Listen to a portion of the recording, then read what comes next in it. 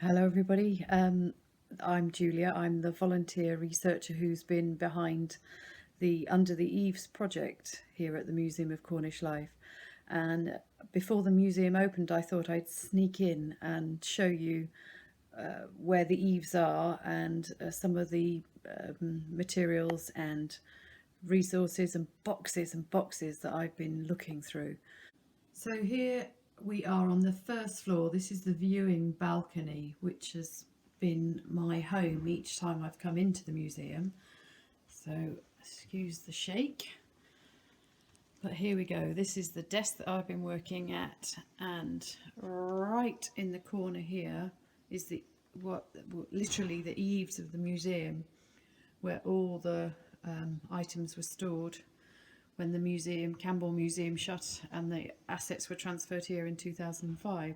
So for quite some time they've been tucked away in the eaves until this project really started to explore what some of the curious items are that have ended up in the museum here, but also seeing what else there is. The records that I've had have been quite patchy, and I found 3 different sets of records. There's the first set here, which are all handwritten and don't really contain a great deal of information. I'm not even really sure about the sequencing of these. There's a second set of records which have proved really fascinating, partly from a sort of history point of view of how records were maintained in museums. These days when objects come in, they're quite often photographed and recorded digitally, but these records, which I'm not even sure from what date, show how record keepers or curators used to have to keep records, and this is absolutely beautiful. So here's an example of a Byzantine pottery classified simply as foreign. It's a fairly close description of what it was, but on the back the most beautiful drawings, and there are several of these items that are described in this way. They are utterly beautiful. Here's another document that has been quite useful in tracing the items. It's one of the files that came with the assets that were transformed, or objects that were transferred from Campbell Museum.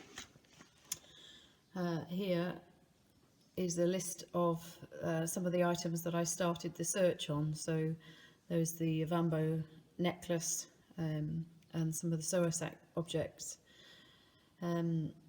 But curiously, actually I can flip this back.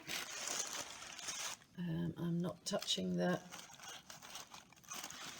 objects, but these were the original assegai and the wooden bow and the spear top.